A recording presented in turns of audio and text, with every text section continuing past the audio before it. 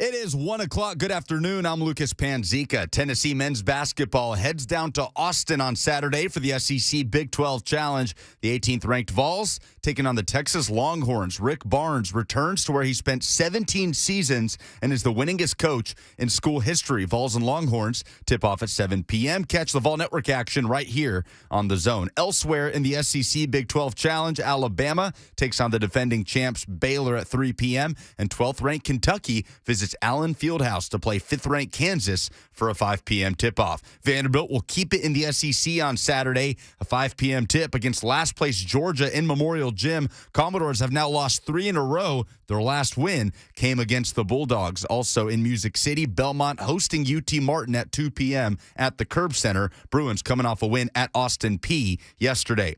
It is Conference Championship weekend in the NFL. 4 teams battling it out to determine the matchup in Super Bowl 56. And the action starts Sunday afternoon. The AFC Championship game in Kansas City. The Chiefs hosting the Cincinnati Bengals, a 2 p.m. kickoff. And the NFC Championship between the LA Rams and San Francisco 49ers kicks off from SoFi Stadium, the home of Super Bowl 56 at 5:30. The underdog won the last matchup in both of these games. Cincinnati came back down 14 to beat KC by a field goal at home. That was in Week 17. San Francisco staged a 17-point comeback to beat the Rams in SoFi Stadium in overtime in Week 18. The Niners have won 6 in a row over L.A. For all your foundation repair and waterproofing needs, visit USSTN.com. Breaking news at once on your home for the Titans and Vols. This is 104.5 The Zone.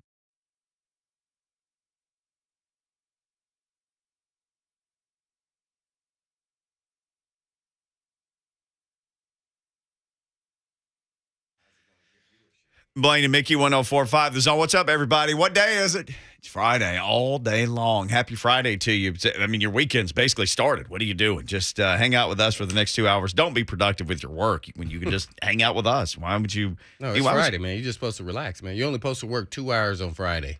It's when you first get there, and that's it. Well, sure. So you can feel like you're on vacation. Go to lunch early, come back, buy some stuff on the internet, and listen to us. We appreciate it. So I've listened to the station again today at various parts of the day, and people are still mad about what happened last Saturday. And as Buck Reising told me, the segment that I jumped on with him, he said, this is the first time all week that I haven't had people waiting to talk about, I want this done, I want this done, I want this guy, and we've had almost a week. Yeah. Tomorrow's a week. Yeah. So, I mean, this is technically the 7th day, I guess. So they're almost day. like I was when I said I didn't get over the 2000 loss to the Ravens. Said it took me 2 weeks to move forward. They're never forgotten. But, so the fans are actually a little ahead of time. But, there's so many other distractions and news and everything else going on in sports. I'm more interested to see, are they going to watch the games this weekend? Or are you going to watch the Bengals-Chiefs game and things of that nature? And who do you think is going to win? Or are you just like, all right, I'm ready to move forward? We asked this question, and here's the way we ask it. This Blaine and Mickey Twitter account. Please follow us there if you haven't. Titans fans, will you watch either, neither, or both of the conference championship games this weekend? Now, this tells me people are healing. If you want to know, people are healing. If you want to know what's going on with your fellow Titans fans, here, this number might help you. 68% say going to watch both games. All right. And I might say this to some. What does that leave? 32% of other people. Can I just say this to those 32%? You're lying. What do you mean? How do you know they're lying? Because they're going to watch. Yeah. Now, there's some of you may be so mad. But I think they mean like watch with intent. Right. Maybe. Like, and you. Okay. I'm going to have it on. I'm going to glance at it. I'm going to be doing other stuff. But I'm actually going to be watching it because I want to see how the Bengals do. I don't know why I feel like the Chiefs are going to, as much as I like Burrow and his young talent, I think they're going to win. I'm not going to say a blowout or anything. I think they're going to win comfortably. I don't think their defense, they have too many weapons. And I know they beat them earlier, and everybody could, guess what? The Titans beat the Bills and Chiefs, too. Oh, there was that. Yeah. Regular season and playoffs, as I stress to everyone, is different. So, I think the Chiefs just have a little too much firepower. And they're going to sack Joe Burrow, too. You think Chris Jones is not going to sack him? Yeah. Yeah, I was listening to Coach Mack. I'm sure, especially they have Chris Jones there, who's an elite D tackle. I think he made the Pro Bowl, I'm pretty sure, right? Yeah, they're going to do some of those stunts and everything else that the Titans did. They may not get 9 sacks, but they're going to make some noise in there and make them very uncomfortable. But my man, Spagnuolo, in the first game, I went back and watched it. Man, he played a lot of man-to-man. I don't know what he was thinking. Maybe he wasn't thinking that day. He was like, we got him. He underestimated him. Like, hey, man. So, yeah, I'm pick your poison. I'm maybe doubling Tariq. And maybe I got, depending on the type of players I have, how I'm approaching Kelsey. I'm going to make somebody else beat us. Or you're going to pick your poison. You're going to let one of them's going to get off and the other one's not. I can't let both of them just run freely without putting my hands on them. And I know it's easier said than done. But, man, I'm doubling number 10. Wow. I mean, he's up there doing flips, returning punts. I mean, he did this one spin move. I couldn't have done it walking doing the spin move. I know what you're talking about. I was like, oh, my God, what the heck? I was like, man, if that guy was playing in my area, there's no way I would have been anywhere in the screen trying to chase this human being, man. This guy. Wow. So they're explosive. I just don't see I know the Bengals, it better be a shootout for them to have a shot. And I just think the Chiefs are better on defense than they are. How much of an NFL game plan is, and I know this is very general, but how much of an NFL game plan is watching film and going, okay, we're just not going to let this guy beat us. Somebody else is going to do it. Not that guy. Well, I'm glad you said game plan. Yep. Now, you're not going to do it every single play, but you may say, okay, they hone on these formations in third down situations. They always do this. We're going to double them. Whether it's Kelsey, whatever it is. And everybody has their staple of plays that they run. It's about execution, just like the Titans do, right? That's how you get, Henry on a 1-yard gain. Oh, Lord. Or no-yard gain. Or no-yard gain. Right. So he made people mad again. So, you try to make, the defense where you kind of make it a little bit easier for the guys to eliminate one of them, at least with their team anyway. Yeah, so you design plays to stop them. And sometimes it doesn't work then, to be honest. And you know what? It's so deflating. I've been there. Like, oh, okay, we're going to double TO. I say, oh, okay, Blaine, you're going to be the one double. I'm like, yeah, I'm pumped up. I'm all in. I'm going to shut him down. I'm not the guy. I'm the other guy. I'm over the top. Right. Yeah. Then they, he's, tell him, get your popcorn ready. Then I'm like, dang, it went barely over my fingers. I watched it go right over my fingers. And the coach just goes out like, hey, man, just get it next time. Is that like Jimmy Smith type stuff? Oh, yeah, Jimmy Smith. Yeah, Jimmy Smith and Fred Taylor, they should have, and Baselli should have HOF behind them. They were just that freaking good. Seriously. Well, I'm sure they're played against the best. They were up there with the best of the best. Yeah, I was right there under that. But they were man, oof. I've always talked about Freddie T. And we've looked up his He's stats. special. He's special. Like he's right up there with rush and he yards. missed a lot of games. He did. He got he had muscle strains and pulls because he was so quick and fast. And Jimmy Smith, maybe the off the field and everything else, with his issues maybe hurt him, but their talent, Baselli will get in though. He'll get in. He was phenomenal talents, man. Yeah, it's been a long haul for Baselli. It seems like he gets close every year. It seems like, okay, this year, and then it doesn't happen. And it seems like, okay, well, then this year, and then it doesn't happen. That's been an interesting odyssey for him, just kind of watching how that's worked. And what's interesting is everybody, I remember him really from the Jaguars. He bounced around a little bit after that. Leon. Mm-hmm. Seriously, he's underrated. And Leon was the blind side of Mark Brunell. So I don't understand why he doesn't get the credit just as much as Baselli. Now, Baselli was the better talent, but seriously brought this, intimidation and mean factor and nastiness that was unprecedented, man. I mean, you can probably go ask Javon Curse about those kind of matchups. Yeah, I didn't see him in film, man. It's almost like, dang, man, is he punching him while he's down? What? Do you see that? Yeah, man, it's some of the stuff, man. People really have no idea, like, what really goes on out there. Like, it's surviving, man. You want to be the one on the other end of that most of the time. Well, and Javon playing at like 260 pounds. Yeah, he was a speed guy. And so Cersei was going like, you know how you stop speed? You go right at it. Mm-hmm. And we look at Finn going, oh, that don't look too good, man. Hey, man, you pretty flexible, Savon. He's trying to break you in half. Yeah, so that's where we're at right now, man. So, well, where are people at? Titans fans, Blaine and Mickey Twitter right now, 68% say they will watch both games. Here you go. 2% say they will watch just the AFC game. 2% say they will watch just the NFC game. 28% says not watching either. Still too mad. Puka may have summed this up. Puka. Both, but I don't care who wins. Like, I'm going to watch, but I don't even care anymore. No emotional energy. No, Yeah. I mean, I'm going to watch because it's football. Well, you're right. I agree. But I'm with there with Lucas and Puka. Yeah, I can't hitch my wagon to any of these stars at this point because I don't want to be mad, sad, or PO'd again.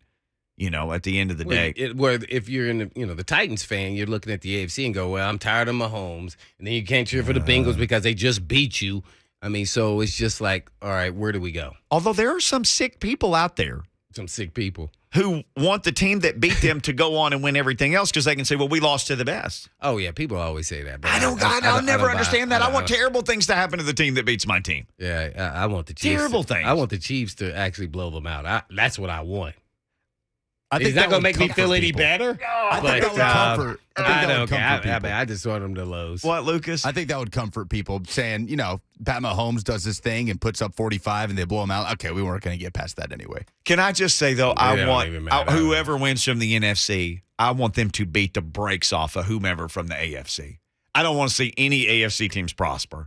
I just don't. Now, I can say this. Being an AFC guy, I've always wanted the AFC to win every time. It didn't matter. Even when they beat your team and this would be more good stuff for the Chiefs. No, we had the Chiefs postgame guy on yesterday, Blaine, and I said, hey, man, on the way out, like, what's the biggest offseason story for the Chiefs? What did he say? Oh, get another weapon.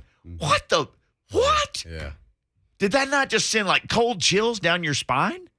That got to be like, oh, yeah, they don't have enough weapons? Yeah. And you're like, it's a luxury. But Cole Hardeman, is he just, like, well, I mean, just knowing the Gatorade? history of Andy Reid, he's going to stockpile those weapons. He really does. They're like toys to him. So putting a game plan together and say, which one you gonna stop? Yeah. So no, I want the AFC always to win. Being an AFC guy, even if we lost to that team, I want the AFC to represent and win. I don't want any more. You can have the bragging rights. Oh, I don't want the Chiefs to prosper anymore. Somebody's got to say, because the Titans can beat them in the regular season. They've done it, 2 of the last 3 years or whatever it is. Okay, somebody go out and put on tape how to beat these guys, because it felt like that with the Buccaneers last year. It's like, oh, you just rushed Tom Brady with 4 people, cover with 7. Or in the case of Patrick Mahomes, it felt like the Buccaneers had done that. Rush him with 4, cover with 7. They beat him up pretty good. But then Mahomes this year is like a sophisticated cyborg that was sent back in time, and he's evolving as he goes. But him getting knocked off his feet, parallel to the ground, and throwing and hitting a guy 30 yards down the field in the face. In the Super Bowl. In a Super Bowl. Like, what? It's tough if you're an AFC fan. And we talked about this all year because the NFC probably had better teams at the top, and AFC had more parity, is what it seemed like. Yeah, that's what it panned out to be. But at the end of the day, the best teams from the NFC will be represented in the Super Bowl. You assuming who got hot going into the playoffs and continued on in the Super Bowl. Man, I'm excited about all 4 of the teams, really. I want to see what happens here. I'm really not sure. There are always upsets in the playoffs. You just never know. Every time you think you know, you don't know. Yes. Every time I know they're going to, I don't know. That's how I feel about this Bengals. Man, they should beat them pretty. I think they're pretty. I mean, they should win this game by 10 points. I mean, they should be in. Yeah, I wouldn't be shocked, with all those weapons they got, if they get up. Now you're chasing. Well, you did call the Super Bowl last year. I know. I've been off my game this year, though. But this year's been nuts and stays nuts. So we'll continue the nuts with Buck Reising, who is crazy. Speaking of nuts, yes, that guy. He's crazy. And he will join us next year on Blaine and Mickey.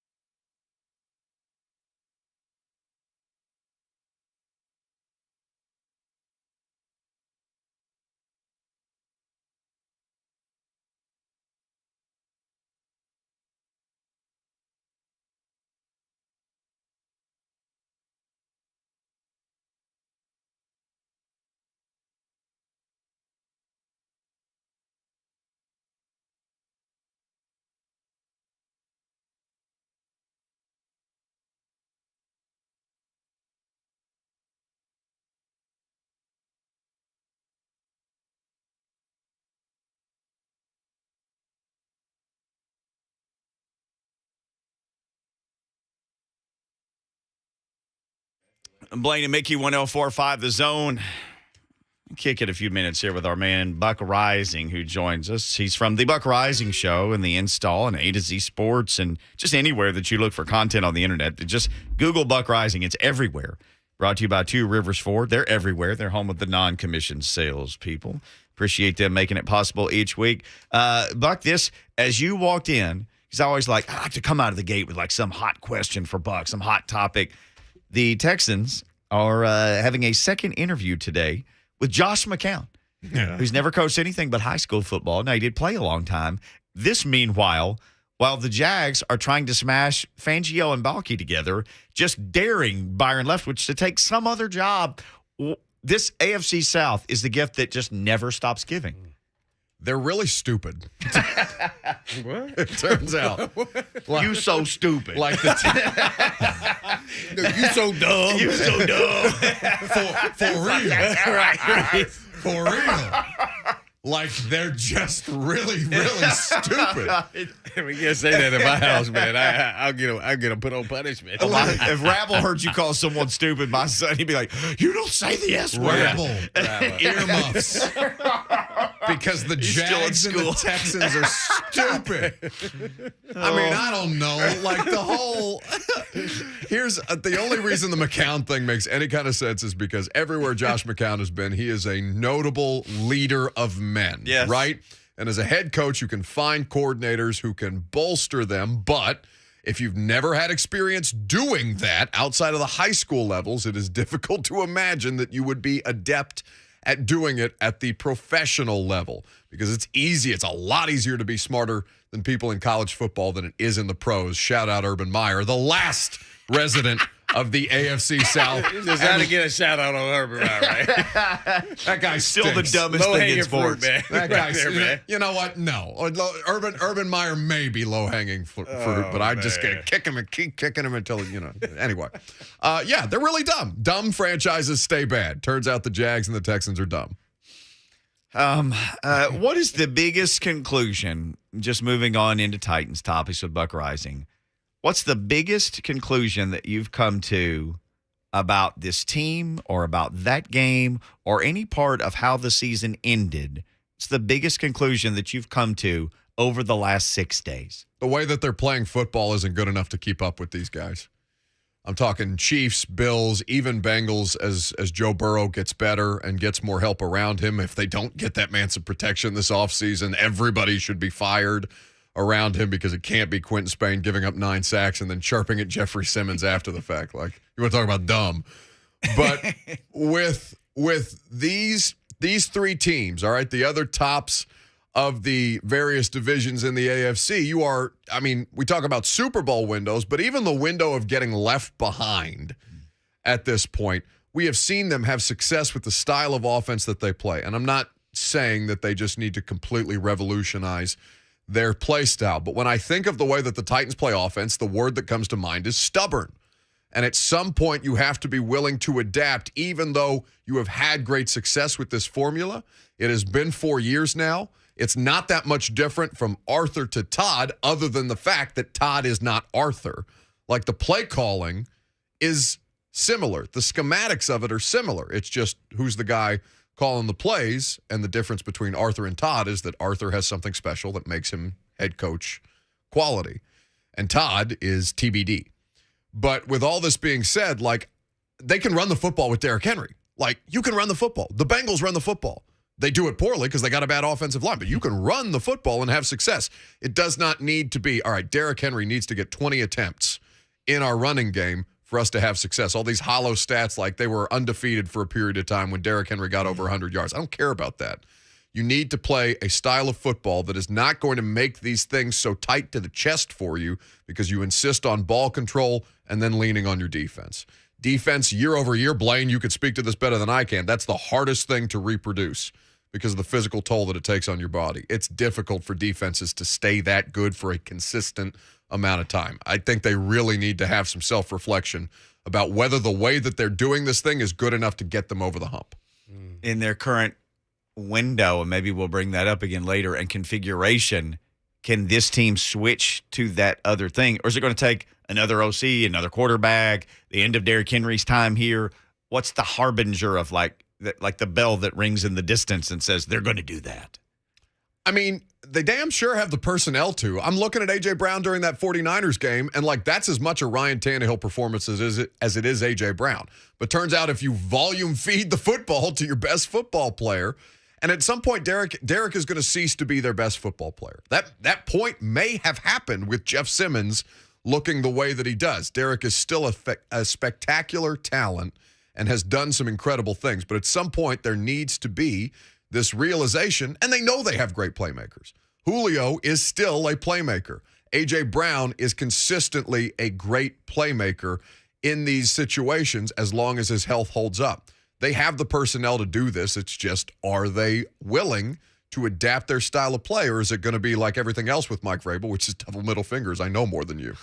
And he's right, by the way. He's right more often than he's not, but he's, Buck Reising, I don't know if he's always right, but you can always catch him before us on his show and with us on Fridays. Again, brought to you by Two Rivers Ford. That'll be interesting. Now, just to add to all that, if Vrabel embraces that, maybe you have to throw a little bit more to get to where you need to be. And that's one thing that, to me, the big question is everybody's talking about Tannehill and everything.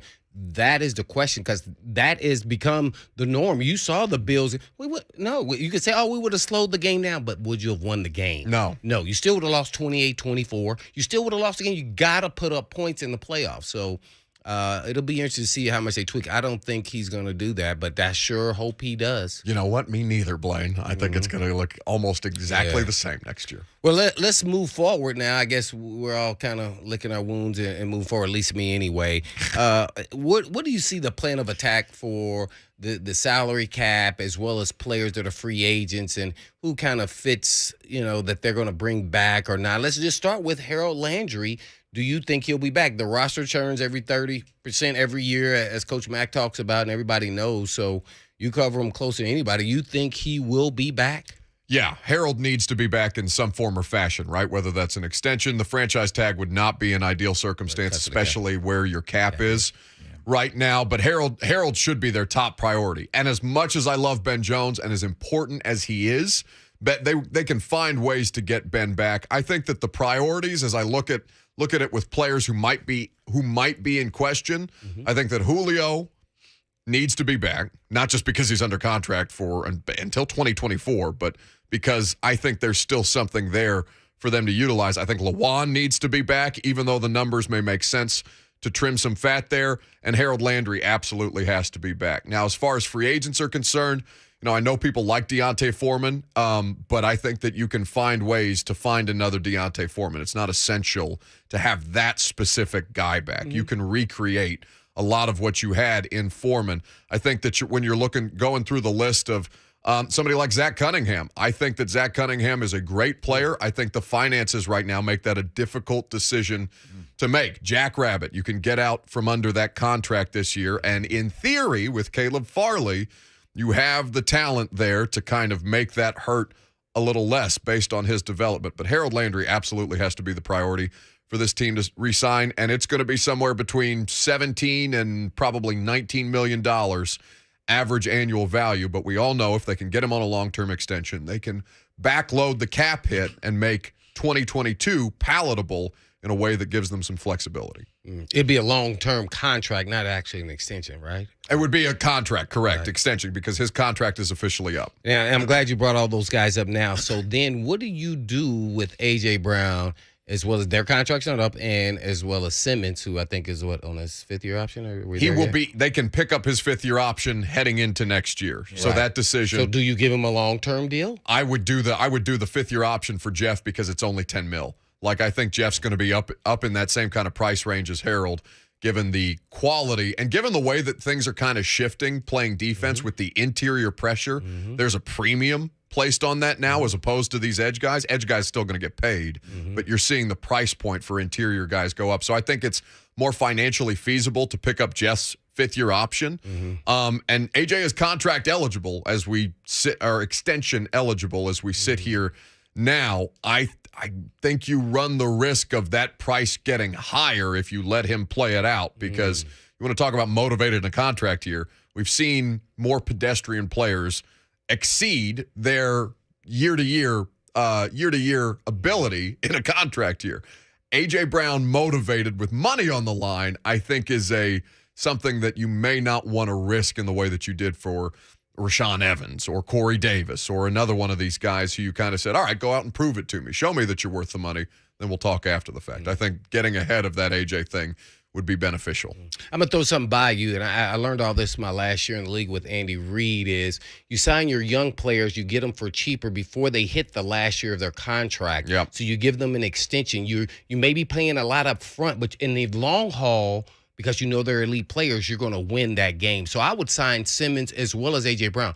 I would be up to letting Harold Landry walk because he did it in 1 year. Not to say that he wasn't playing hard before. I just think he got better, progressively better. You're not going to be able to compete with the market. I don't want to franchise tag him, so I'm still hesitant. Just this is me. And I feel like, I got Rashawn Weaver coming back. I got some staples because I'm giving that money to Simmons. As you address, the guys inside actually impact quicker and sooner because of their location when you have an elite one.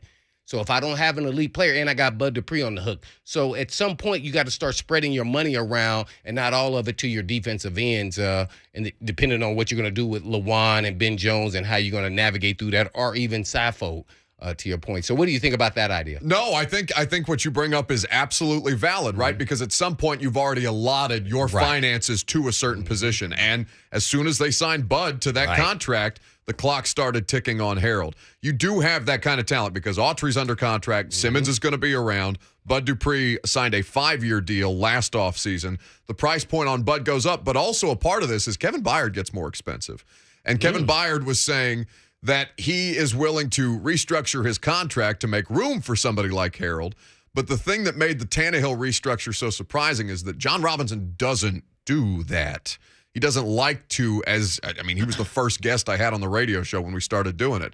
And we were talking about the Tannehill restructure. And he said, we typically don't like to kick the salary cap can down the road, which is exactly what you would be doing in a way that Tannehill is going to make you pay for now with somebody like Kevin Byard. The financials get really complicated. And Blaine, to your point, I think that of the guys who are straight up off their contracts, Harold would be the priority. But if you're asking me if I could see a scenario where they let him walk because of the situation that you've just outlined, I think it's entirely plausible.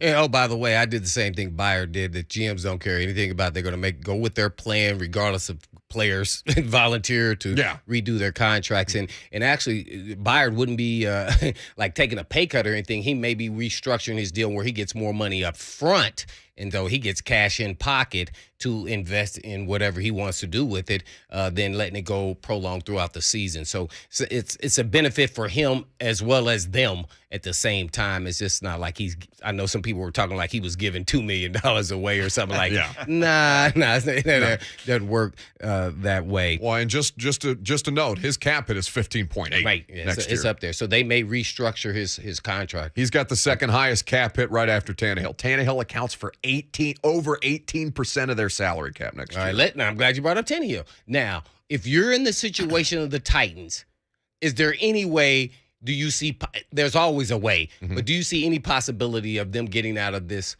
contract with him and as the fans want in a trade for, I don't know, first-round picks, may have to give up Byard, may have to give up King to do that. So you're going to do that and then bring a guy here, do you want to give a $40 million a year type contract? I just don't see it really happening unless John Robinson pulls it out of his back pocket or somewhere. I don't see how it could happen.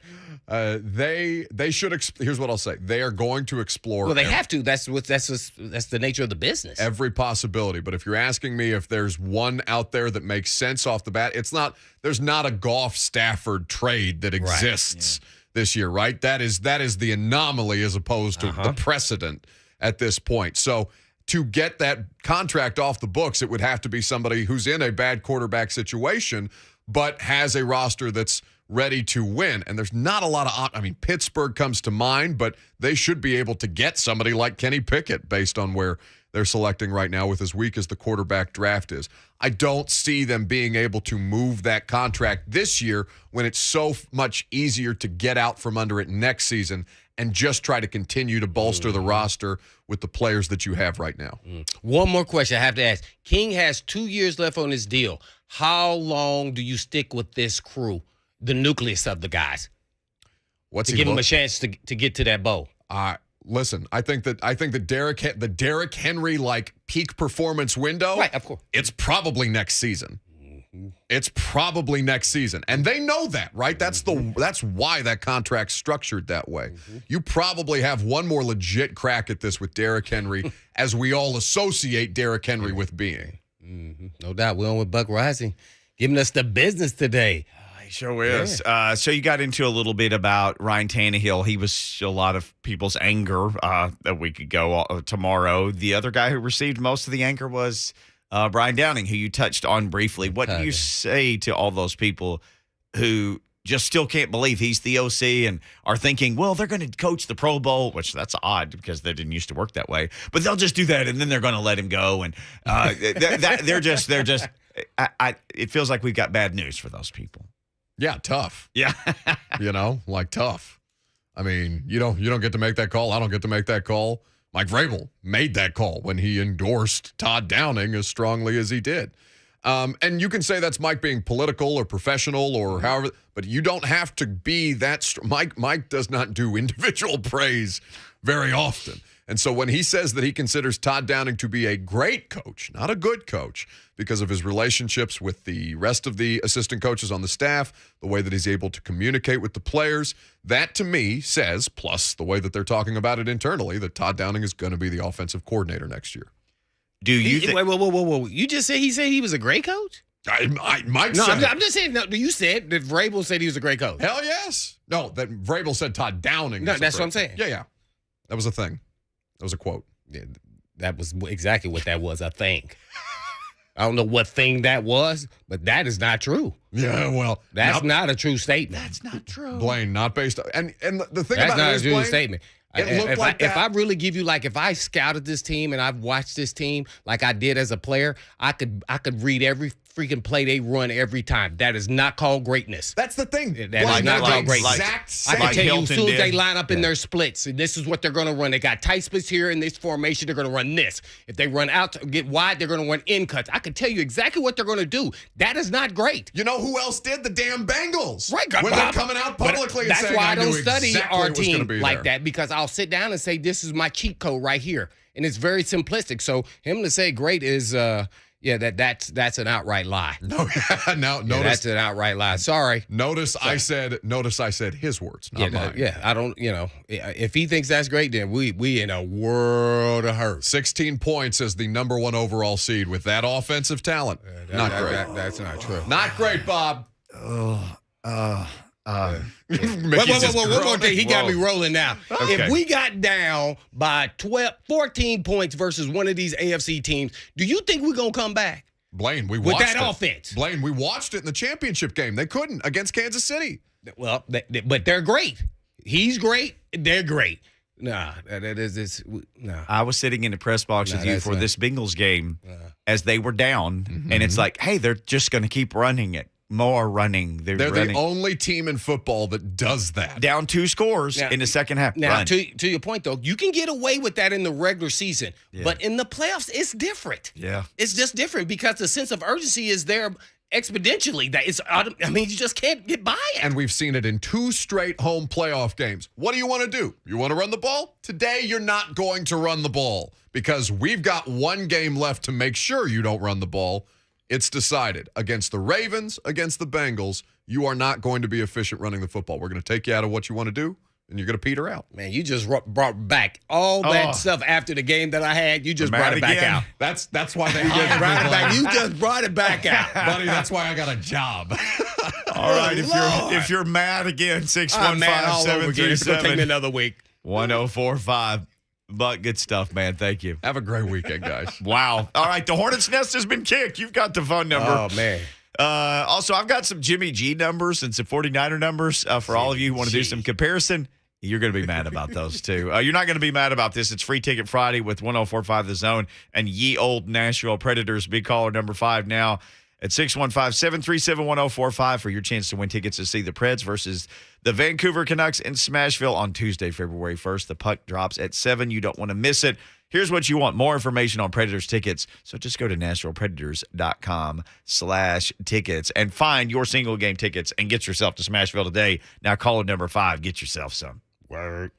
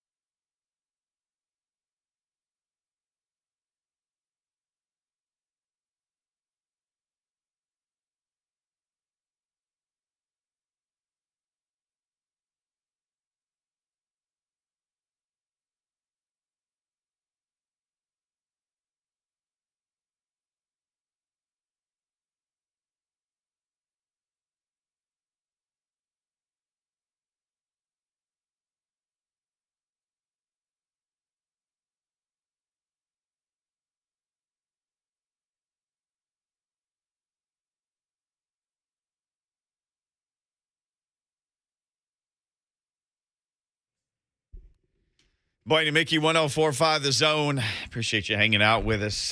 Phone lines open if you got mad again in the last segment. We just set things off with Buck Reising here at the end of the segment. Oh, I don't even want to read that one. Yeah, there are people saying he's a poop play caller. Yes.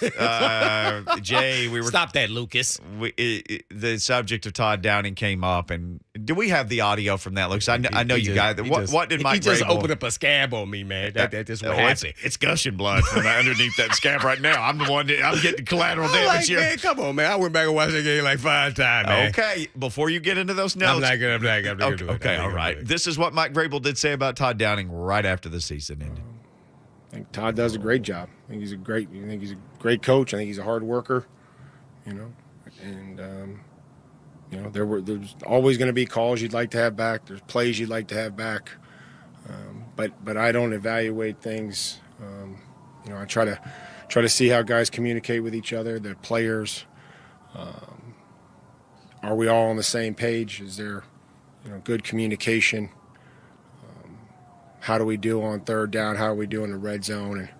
And, things have to be better in all 3 phases each and every year. But, I love the relationship that Todd has with the assistant coaches and the players, and we'll all continue to improve.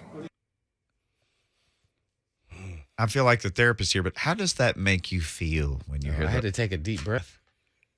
Now, to Vrabel's point, I mean, he has to say he's a great coach. He has to support his coach publicly. That's like saying that's like the players throwing Tannehill under the bus. Like, they're not going to do it. Right. And then he's going to be back.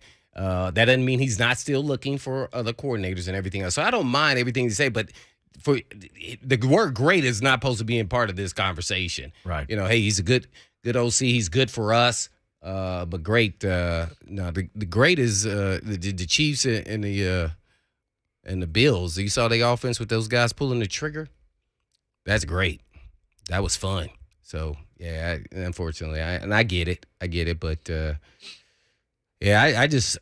gonna go back to what I said, and immediately after the game is I just think that the offense is a little more predictable than I would like for me.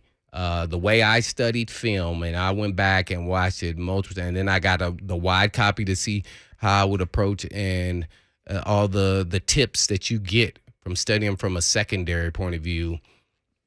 I walked away feeling like, man, this is a simple game plan on what they do based off of splits, formations. And remember now, I'm always looking at it from a safety's point of view, so I get to see the entire field when I'm looking at them every time I play. Right. And so when I look at them, that's how I'm viewing it. And it was a very basic, fundamental offense based off of tight splits, when the quarterback's under center, when he's in shotgun, what they like to do. And as I said all season, I saw some forms of West Coast offense. So I hadn't watched them, and I've been always watching a TV copy, but I got a copy this time, and it reconfirmed everything that I thought. But then I got to hone in on some splits and in-cut routes when they run them and when they don't. The first play they ran in the game, I think they ran that play 4 times in the game, if I can recall correctly. I don't think they completed the play. I think he got sacked twice, incomplete, and threw an interception. So he ran that play, I think something like that, if I can recall off the top of my head. And this is how I study film, and I can recall. So as soon as I go out there, I see it, I know what's about to happen. And when I call that's the switch route on the outside and max protect. So if they were successful defending it 4 times. Yeah, why'd you keep running it? And here's the thing. I'm always big on the counter because when you layer calls, you're supposed to then set you up for another one. Up. So, so if they're covering it the first time, okay, got you. Well, then let's run this. Right. And to their credit, as I said before, the second drive, they run a post behind A.J. Brown running the post behind. He just missed him with, Julio still doing that curl route that he threw the pick on. So that's how you're supposed to run the combination route and how you attacked a free safety in the middle of the hole. And guess what? He was open. He just missed him. He overthrew him. So those are plays. And see, I don't know, like when ownership sits down and asks these questions, JR is asking these questions, like, I wonder if they're having like this in-depth conversation about like, why are we doing this? Those routes and combinations just wasn't mixed and matching. Hey, I would have been like, man, this is easy. Now you got to execute and stop them. Right. I'm not even talking about the running game. I'm talking about all the pass game. When I'm talking about this, when the quarterback's under center or when he's in shotgun and what they like to run based off their splits by the receivers. Yeah, it wasn't good. I wasn't even going to talk about it at all. I just wanted to see for my own sake of information. I want to know. This is how I used to say, and this is how I got that 4 in front of my name, right? It said 4 All-Pro. This is what happened. Or 4 Pro Bowls. This is how I study. Most of the guys can't study like this and then go out there and execute it like that and see it in game. Well, I wasn't a great athlete. I was a really good one. Wasn't a great one. But this made me great right here. Yeah. That's the way I studied the teams. And what you're talking about for people who wonder, you actually got access to a different, not the TV view, you got access to the wide view, the all 22. Mm-hmm. And so then it's like you see what everybody's doing, what their responsibility is, and what the reaction is, as opposed to TV, where it might be a close up of somebody's foot, or just right. Well, you half never get of the play. wide copy because you don't see where everybody's lined up and who did he fake out and who did he didn't and all those things. So you reviewing one game with the wide copy, imagine the Bengals scouting this game. Right. 17 Multiple of those games. rascals. Yeah. Yeah. Ooh. So I bet they walk in and say, like, hey, man, we know almost as soon as they line up, it's about to be these 3 plays right here. And like guaranteed. Like Mike Hilton's interception where he said he knew one. Do you see that? I couldn't believe it. That's what really spurred me to go really watch. Oh. After he said that when he went to the sideline, he blitzed and said, hey, man, I'm going to pick it the next time. Yes. They baited him and ran the same blitz, and he picked it. Yeah. He did it in game. He Yes. said it on the sideline. They caught him. I said, man, I wasn't even going to go watch I said, I got to get the copy now. Sweating now. This guy's talking smack now. I got to go see did that really happen? Yeah. And it absolutely did. It did. I couldn't believe it. That was that play. Yeah, that was it full time. Okay. All right. think it Well, worked here one time. we are again. We're on Friday. Buck did this. Buck is enraged and inflamed. Yeah, he enraged me there, man, because this is and then you hear the word great. I'm sorry, Coach Vrabel. Yeah, I know you got to say that, but they don't use that great right there. Okay. Not after that game. Timing's everything, Coach. Can't say great after the offense looked like that. I know the players got to execute it, but that wasn't great. No. All right. Well, we'll try to do great in the second hour of the show. Doug Mathews is going to join us. When we come back, I do have some interesting 49ers stats. Is it great? Well, it's better than some of the stuff the Titans did, and people want to bag on them. And that's next. It's Blaine and Mickey, and it's Friday. Thank God.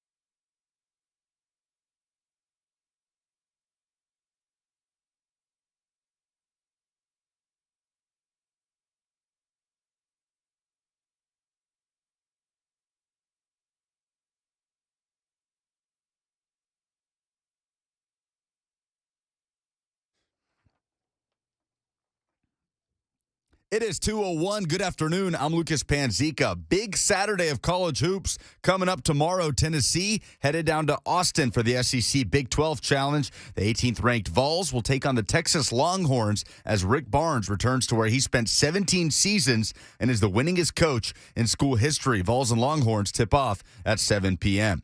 Elsewhere in the SEC Big 12 Challenge, Bama taking on Baylor, the defending champs.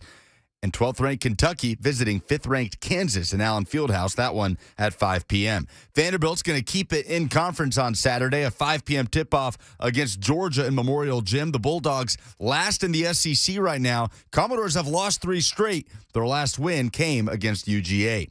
It's conference championship weekend in the NFL. 4 teams battling it out to determine the matchup in Super Bowl 56, and it all starts Sunday afternoon. The AFC Championship in Kansas City, Chiefs hosting Bengals. That kicks off at 2, and the NFC title game between Rams and Niners kicks off from SoFi Stadium, the home of Super Bowl 56, at 5:30. Catch all the action right here on 104.5 The Zone, courtesy of Westwood One. For all your foundation repair and waterproofing needs, visit USSTN.com. Breaking news at once on your home for the Titans and Vols. This is 104.5 The Zone.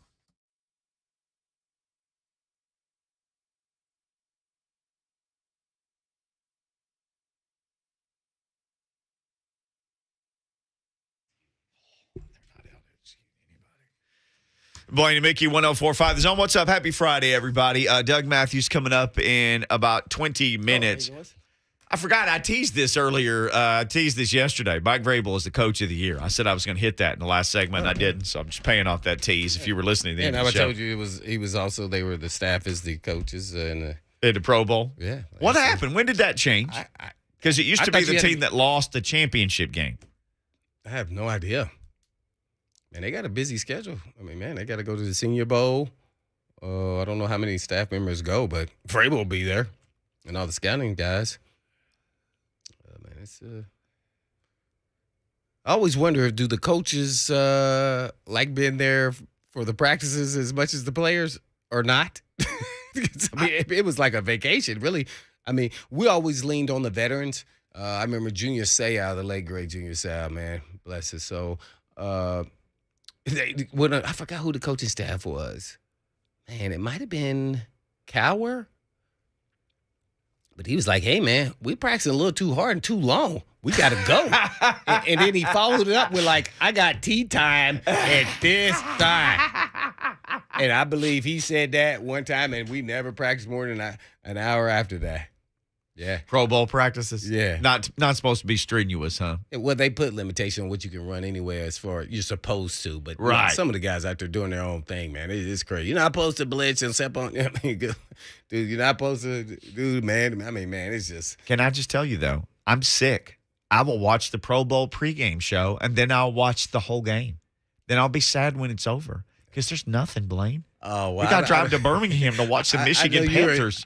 I wonder if there's other people as extreme as you, but I'll watch it. I'll turn on when it starts, and then I want to make sure I see the end because that's really the guys start playing for serious. Their extra plane fare money for their family for the fourth quarter. Yeah. Well, now the money's so big they ain't playing for the. Well, that's true. Once upon a time, though, it was. That was a good check. It was what, 25 if you lost and 45 if you won, or 50. Mm-hmm. Yeah, yeah, that's exactly what I'm playing. That's several more family members I had to fly out here. I need this 45, and for what guys make now. But if you made $110,000 and you made the Pro Bowl, then you made you made a quarter of your salary just for being there. Then almost half of your salary again if you won. That's why they started hitting each other at the end of the game. Yeah, and they don't anymore. Like sometimes a guy will just fall down or push down, or sometimes they'll just grab the running back and blow the whistle. Once upon a time, the Pro Bowl ended with like people hitting each other. They wanted $45K. Mm-hmm. Yeah, I definitely did. Yeah, Jerry Rice still mad at me today. You hit Jerry Rice in the Pro Bowl. Yeah, you hit the GOAT? I was like, hey, man, I don't have all that money banked like you do, man. I need this extra 25 G's, man. It was fourth quarter. I got to do it. What's he like, what are you doing? He said, I'm going to get you. Wait till we play in the game. I'm going to toast you. I was like, well, we all know who's going to win the foot race, not me. That's okay, man. Luckily, you never I got this 25 game, 25,000 extra, so I'm good to go. You covered him in game, though. You saw him in the game. Yeah, I was frightened. My legs were shaking. So, Okay, yeah, that was my rookie year. What was it for him? Was it how he ran his routes? Because remember, people always said, "Oh, Jerry, he's never going." The scouting report on fast, him, right. he's never going to make it because he's not fast. I love when people say that. Too. And it's like, where's the video of people catching him? right. Show me any of that. Yeah, he's Football fast. Put pads on him, have somebody chase him, and let's see how fast he is. Yeah, he definitely was fast enough, and he was a great route runner. I mean, he's the best of the best. I mean, he's the GOAT. So there's no part of his game that was lacking, as we all know. And he was a competitor, and didn't do all the things that he did for so long. Really good. Didn't he play it like he was 40? Yeah. Receiver. Yeah, he was still hanging in there. He was still, out there running his heels and in cliffs and all that crap out there, man, in Southern California, man. Jeez. He's a great player, man. I'm glad I went out there one-on-one with him too often. Yeah, hang on out there, D-Walk. In FC West. Hey, man. You got him, Samar. Yeah, good luck, Doorknob. Yeah, I got you, man. So, yeah, man, those guys. Whew. We got a question up on Blaine and Mickey Twitter, and it is basically Titans fans. Because here's the thing. We did a segment with Buck Reising, and then Blaine started talking about watching film, and then he started saying some things that he had seen in the film. Now people are cussing in his own TV chat and tweeting us, Or then he told me, I didn't know Vrabel said that he was great. He's a great coach. Mike Vrabel. Lucas, you want to hit that one more time? Do not. This is what inflamed everybody. So it's Friday. Why not just throw some gas on the fire? Have a good weekend, man. This was after the loss to the Cincinnati Bengals. I think Todd does a great job. I think he's a great coach. I think he's a hard worker. And there's always going to be calls you'd like to have back. There's plays you'd like to have back. But I don't evaluate things.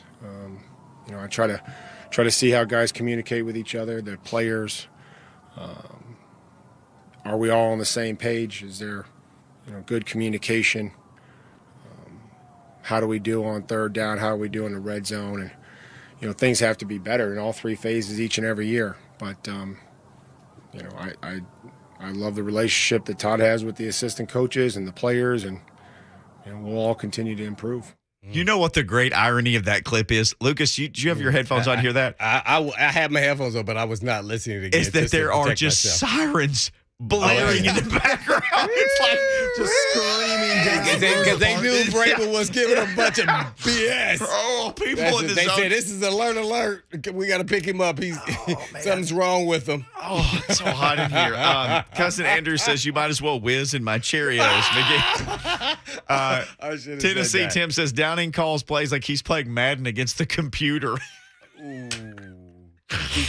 Oh, the distinguished gentleman says the hitman is a beast. That is true. That part is 100% true. They of want that. some observations on the passing game in the secondary. All right, I got some observations. I could definitely help you out there. Because and Paul in the borough. Hold on, I'll get you in just a minute. Mark Spain Real Estate Hotline. Yeah, it made me dangerous. I was gonna keep that in my back pocket, man. He got me lit. Oh no, he got. It was like one of those buildings in Saran wrap, the old hot house where you go in there in the winter and they're growing plants and flowers. Greenhouse. It was like greenhouse level sweating in here when he started like saying that. This might make the sweat come on your brow. Because everybody's saying, well, I mean, the 49ers are an anomaly. I mean, what are they doing here? Jimmy G, how are they still here? And if they can do it, well, because I started thinking, okay. You said he was 4-1 in the playoffs. Yeah. He's only lost a Super Bowl. So that's all he Crazy. lost. That's the only loss he's got. And if he hits one or two passes, we're not even having this conversation. There's one especially I can think of. Yeah. So I thought, okay, yardage-wise, offense, San Francisco versus the Titans. Total yards, 49ers had 63-87. Titans only 58-22. So they had, 500 more yards. So I thought, okay, passing yards per game. San Francisco with Jimmy G, 248 passing yards per game. Titans barely crossed the 200 mark, 201. Throwing for 201 in today's NFL. They're throwing for 201 yards a game. They're dinosaurs. I was going to make a dinosaur noise, but I don't know what noise to make. Rushing yards. Okay, you think the Titans are killing them in that department. Well, Titans did run for 141 a game. 49ers ran for 127 a game. They can run the ball now. That scheme is tough to stop. Points per games, San Francisco 49ers, 25.1. Titans 24.6. So they outscored the Titans too. So then I thought, what about Jimmy G versus Tannehill? Because Jimmy G is always that other guy that like, well, if this guy can do it, then Right, it's a good comparison. I mean, Jimmy where's G. he at? I don't know these answers and the stats here. I'm interested to hear this. Jimmy G, 301, a 441, 68% completion, 3,810 yards. On 441 attempts, he had 3,800 plus yards. How many games did he miss, or did he miss? He missed 2. He played 15. So that's Tannehill beats everybody in toughness. He's tough as a, $3 steak. Tannehill had 90 more pass attempts. He was 357 for 531 for 37-34 for almost 1,000 less yards. I'm sorry, almost 100 less yards. 67%. So Jimmy G had a higher completion percentage. 68, 67. He had more passing yards. His yards per attempt was 8.6, and Tannehill's was only 7 yards per attempt. So almost, a yard and a half easily per attempt more for Jimmy G. Jimmy G had 20 touchdowns and only 12 interceptions. Tannehill had 21 and 14 interceptions. He got 4 touchdowns in that last game against the Texans, and that put him over Jimmy G by 1 touchdown, but he did throw 1 more interception. Comparable. It's very comparable. Yeah, see? Yards per attempt is the thing that stands out to me the most. A yard and a half more every time they threw the ball. Now, That's probably their scheme and system and how they layer. Because remember, I told you when we watched them play us, I had never seen someone call and layer call. I didn't think we were going to be able to stop them all game. right? And after that first drive, like, oh my gosh, whoa, we got to make some The adjustments. scripted stuff they came out with, which the Titans, scored 3 times on the first drive all year.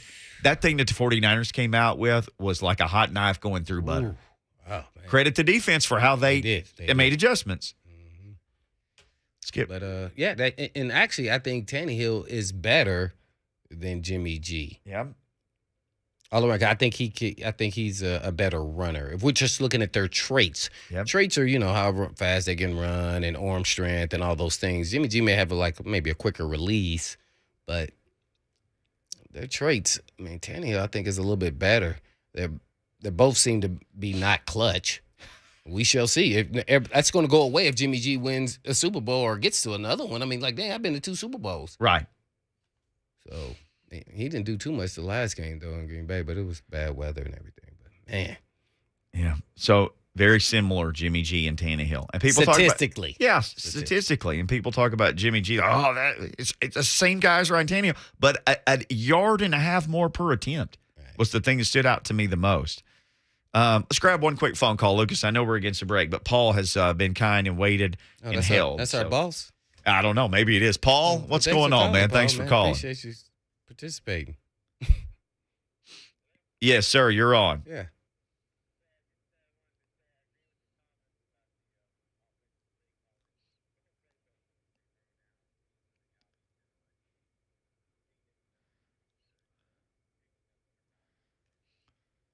Mm-hmm.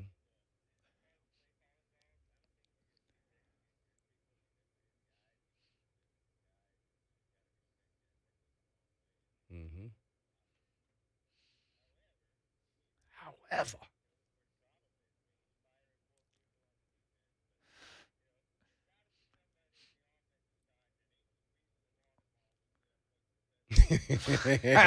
I like how you said that. Thank you, Paul.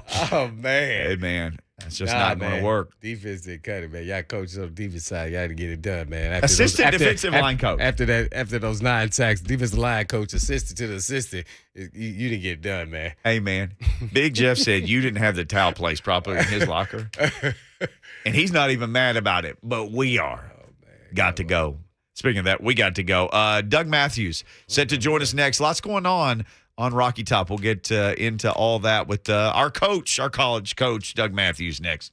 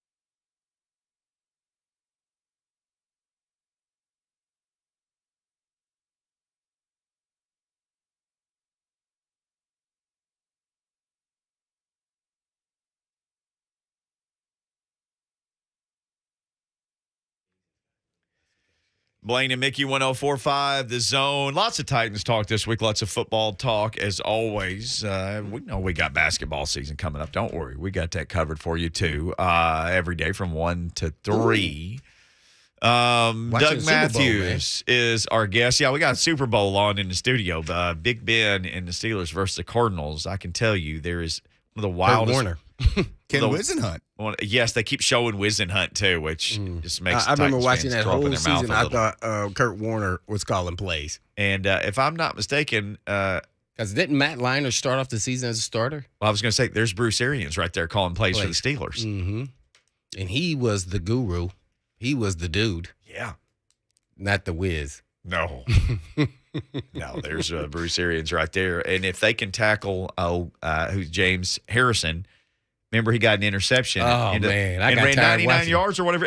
And everybody had a chance to tackle him twice. He was running so slow. No, they saw him pushing that sled with 1,000 pounds on it. They said, I don't want no parts of that guy. If anybody like, could have man, you're tackled doing him, that. the Cardinals probably win that game. It was the last play of the half. Man, my back hurts just looking One of at the that. greatest plays in Super Bowl history. 100% it was. That guy was an incredible football player. But if anybody just can just grab his ankle till enough players show up. Anyway, we could talk about this all day, but why would we do that? Coach Matthews was Wait, there. Hey, Coach Doug Mathews is on the line with us. Coach, how in the world are you doing on this beautiful winter's day? I'm doing very well, thank you. Just got out of a rousing game of competitive bridge, so not quite like a fourth quarter drive against Alabama in the fourth quarter, as I mentioned, but it was pretty neat. I liked it. Who was the NFL head coach that was like a world class bridge player? Was it Tommy Prothro?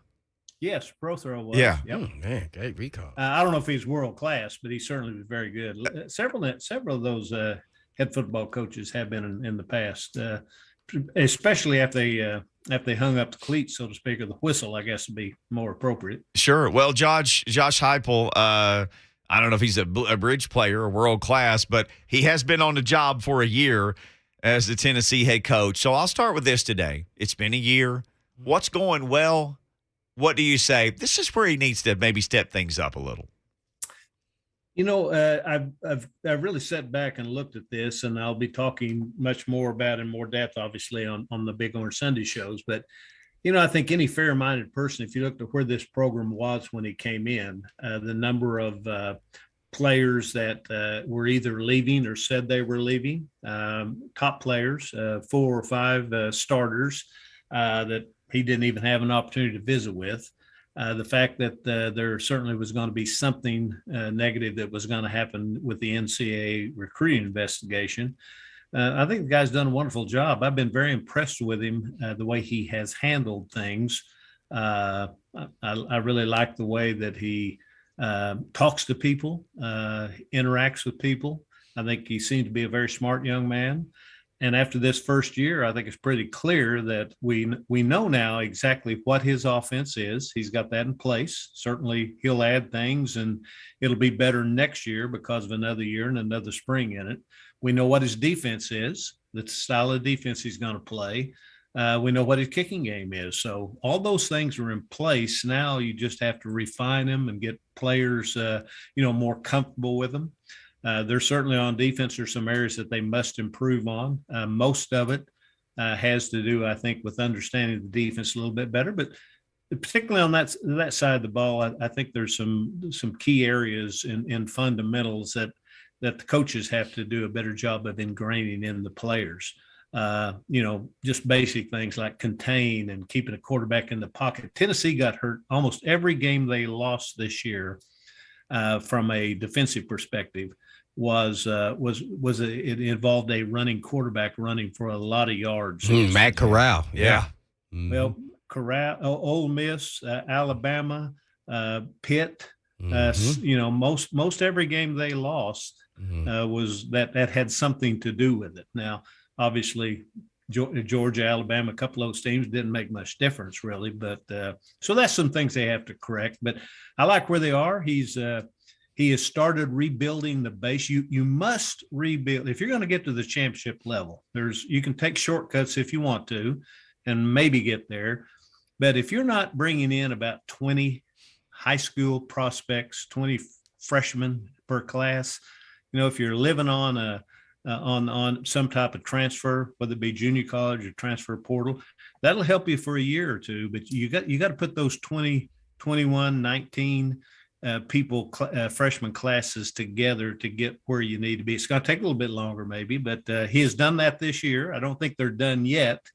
They certainly have some scholarships available, but I don't think there's any doubt they're waiting to see exactly, are there going to be ramifications when the when the NCAA makes their decision on the recruiting stuff or not? Then it's kind of up in the air right now because the NCAA is I don't think anybody really knows exactly where they are right now. We know that they're going to have a brand new constitution. What's the enforcement going to look like? Are they going to leave it up to conferences? So that's kind of up in the air right now. And I think that's why I know that's why they are holding some scholarships back that they could use next year if indeed they don't get some scholarship reductions. But, it's that old deal.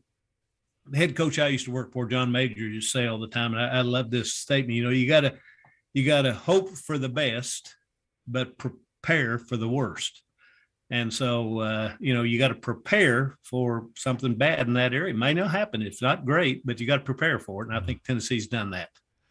Good stuff. Coach Doug Mathews hanging out with us as he always does each week. Tennessee Highway Safety Office making that possible. If you're planning to drink, don't plan to drive. The Tennessee Highway Safety Office reminds you that fans don't let fans drive drunk. Coach Doug Mathews, our guest, brought to you by, again, Tennessee Highway Safety Office.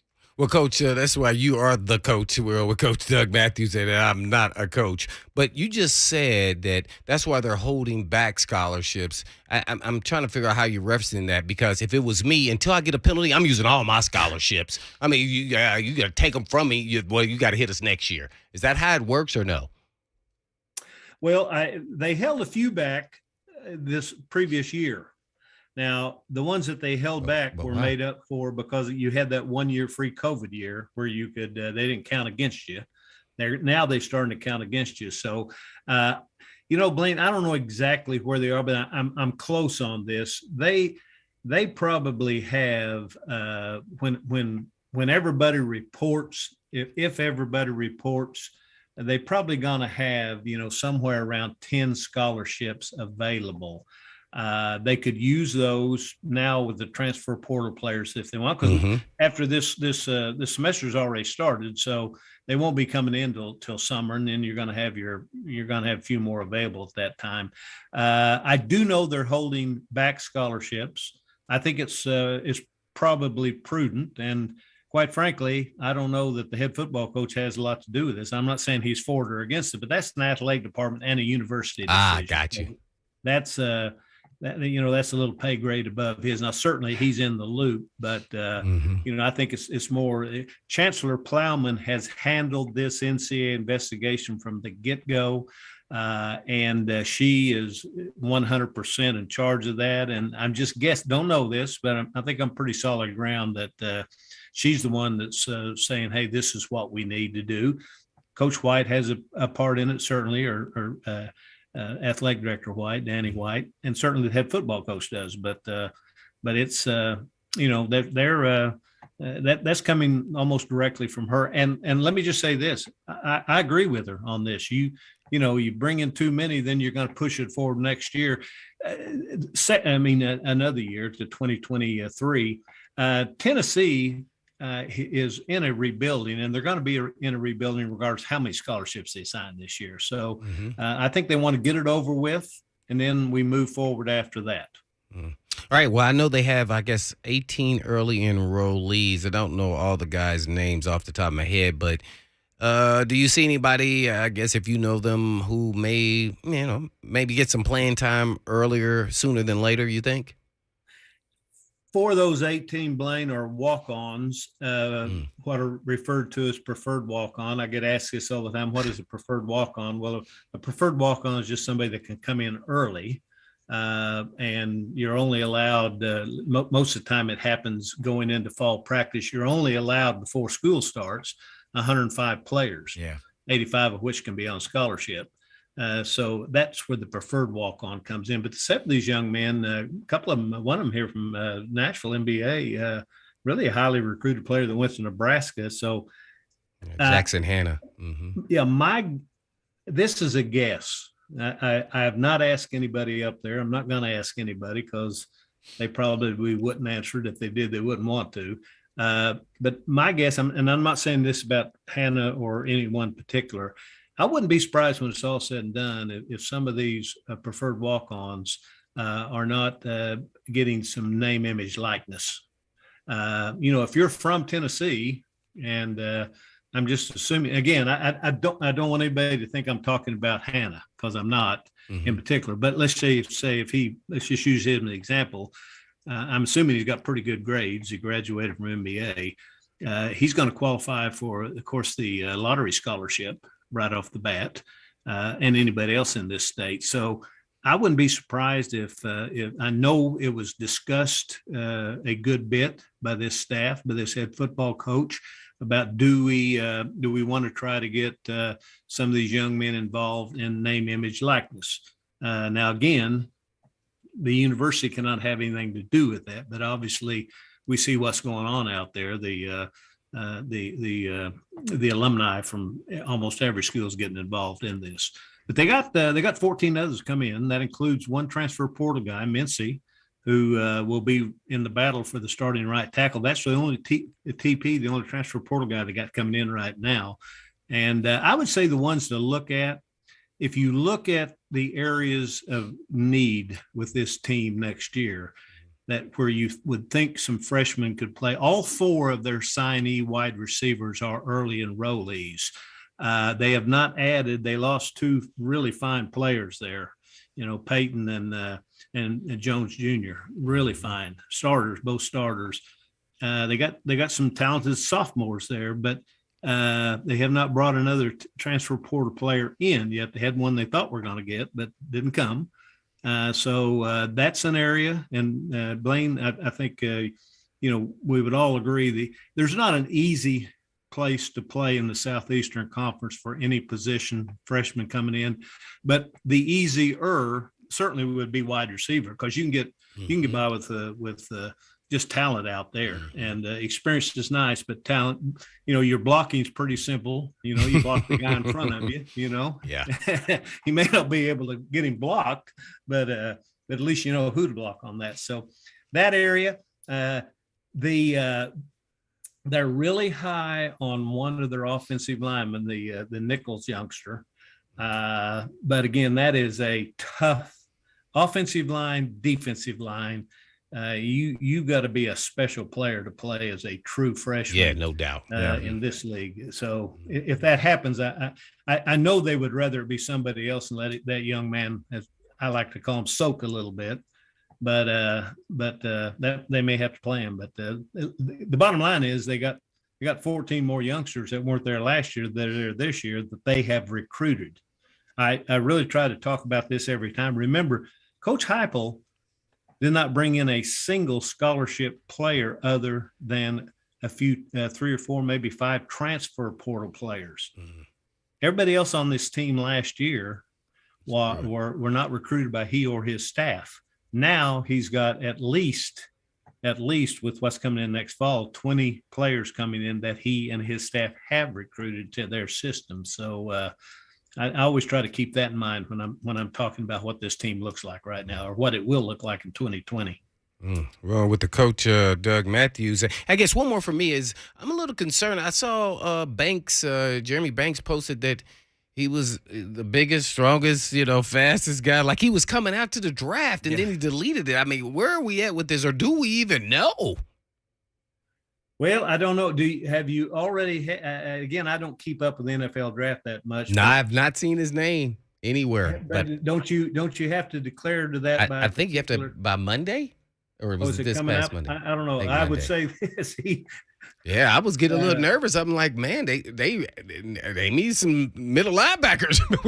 I don't know where their name, image, likeness is going.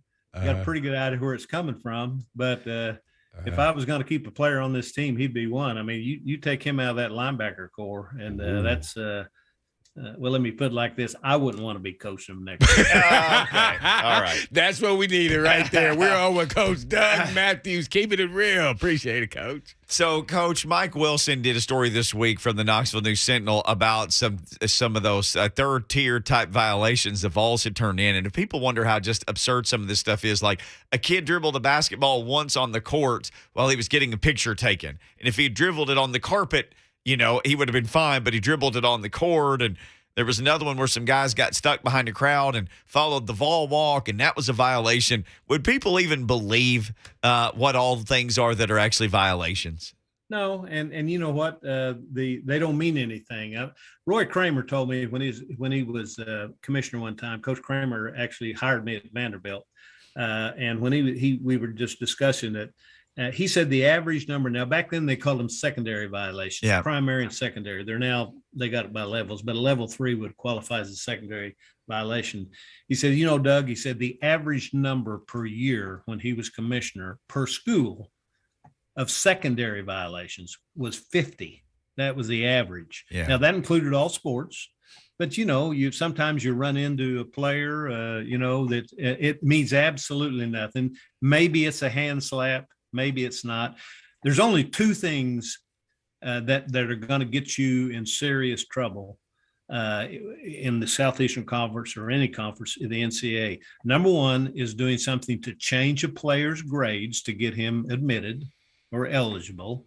And number two is some monetary inducement to get him to come to your school. Now, we know with name, image, likeness, that is going on, and it's going to continue to go on. I'm going to do a big segment on this tomorrow, but I've talked to so many coaches out there. Nobody has any idea where this thing is or where it's going. I kind of liken it to, and I'm going to really get into this tomorrow.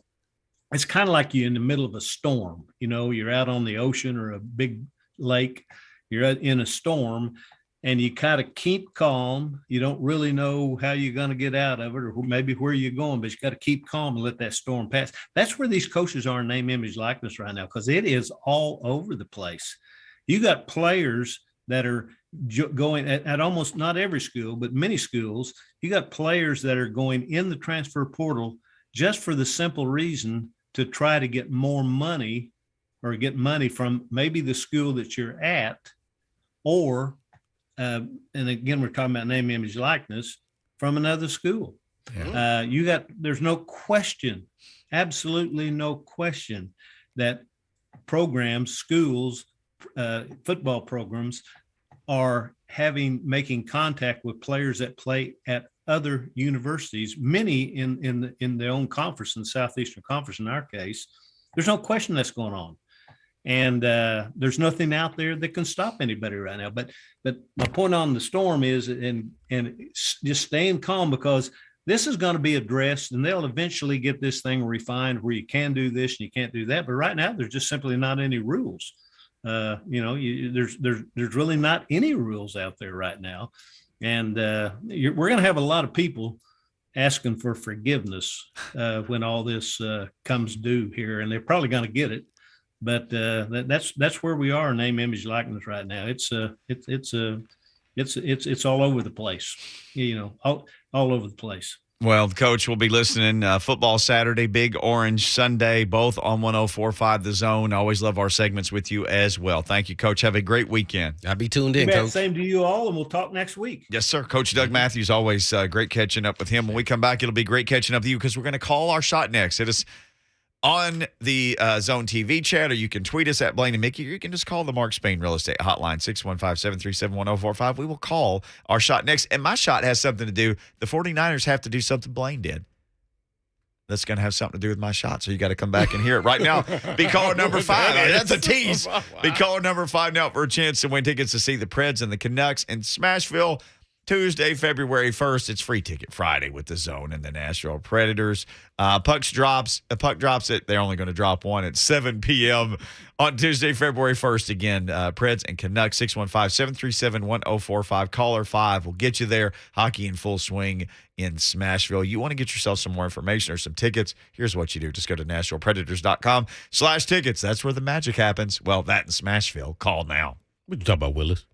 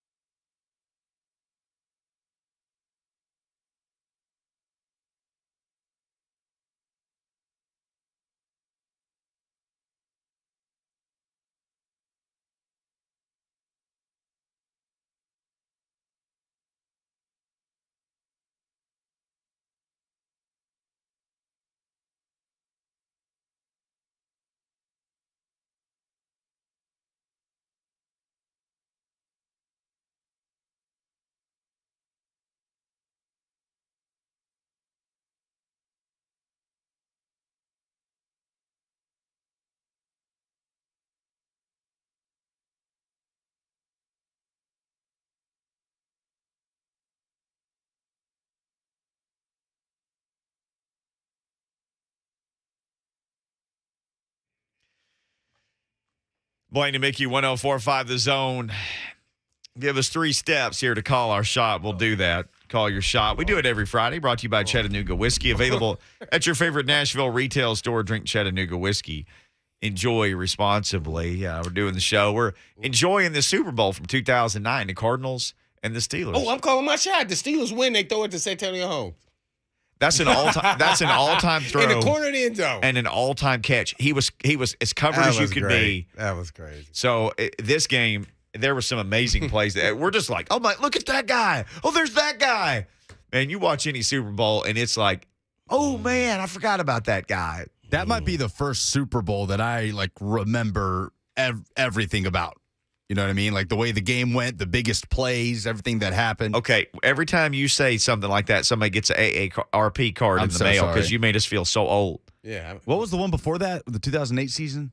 Somebody just went to lunch or to dinner at 2:49 when you said that, Lucas. You just made somebody else old. Every time you say something like that. Like I can remember what happened in 2008. That was so long ago, man. We're in 2021, 22.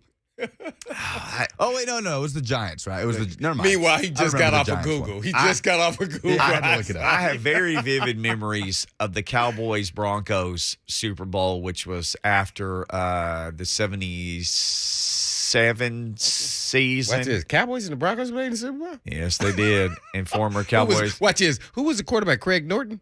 Craig Morton was the quarterback of the Broncos, and he had been the quarterback of the Cowboys till he lost his job to Roger Staubach. So I do remember. Oh, it's a grudge match. I don't remember seeing it, but I remember when I first started watching. Trying to recall when I was like 5. Harvey Martin and Randy White, the manster. He was half Randy man White and was half bad. monster. The manster. He was great. Yeah, they knocked Craig Morton out of his career. They had to put the backup in, a guy named Norris Weiss. I definitely do not know who that is. I remember that game. I thought that was an accountant. He was soon after that. Who the heck is that? He went to one of the directional schools in Louisiana. I think I'd seen him play against A-State as a kid. Anyway, time to call our shot. As you heard me talking about our friends at Chattanooga Whiskey. Maybe you'll warm up a little bit of that responsibly, of course, this weekend. Lucas Panzica, you made us feel old, but we're going to let you call your shot first. What you got? Rams Chiefs Super Bowl, and for the second year in a row, the LA Rams, someone will host the Super Bowl in their home stadium. The LA Rams will do it. Brett Bryan pointed it out to me the other day. It had never been done until the Bucs did it last year. And the Rams, if they win Sunday, are going to do it in back-to-back years. 55 and 56. That's how deep we had to get into the Super Bowl. Yeah. Rams Chiefs Super Bowl. That's my shot. And you picking Rams? Picking Rams. He's picking the chalk. Man, we great minds think alike. So I got to go in a different direction there. That was what I was going to say. All that what you said is what I was going to say. So I'm going to go out on a limb now. All right. Y'all got me lit up in here today. Yeah, all right. throwing his chair away. All right. He's standing up. We will keep Todd Downey, but we will also hire a quarterbacks coach or some form of assistant offensive passing game coordinator or something like that. Are y'all listening, Titans? That's what they need to do. Listen to me. Oh, Hitman, know a little something. So, yeah, I think matter of fact, why don't they just call Sean Payton, come in and just kind of go over what they doing and what they not doing, and then that'd be just enough for me. He don't even have to be here for the season. Just a week. That's all he needs. Consultant. Mm-hmm. Yeah. I think that's it. Then we'll be off to the races. I think we got 1 year for this thing. Then it's, up for grabs with Tannehill and the King here. Oh, what happened to our computer screen, man? It just they blink on and off. By the way, the most random things happened to Zone TV chat. Chuck just said, how about Neil O'Donnell? Like, what is this in response to? Well, how about him? For a passing game. Bring him in. Thank you, Chuck. Oh, okay. Yeah, okay. yeah. I would say, yeah. Oh, yeah. Bring in Neil O'Donnell. Boy, he used to give us troubles at practice. Boy, he made our defense great. Yeah, that's a good one there, Vrabel. He made our defense great. And then the great behind that is said number one defense. Mm-hmm. I don't know. Texans are interviewing the dude who's never coached, but on the high school level. One of the McCown brothers, the one that was a Texan. He was on like 17 teams. Luke? Well, in this day and age, I'm not going to say that's just out, just way out there far left, but I wouldn't do it, but I wouldn't be surprised if that happened. Yeah. I mean, just think about that. A lot of players, we're talking about the college level is getting, head coaching jobs with no experience. So, NFL.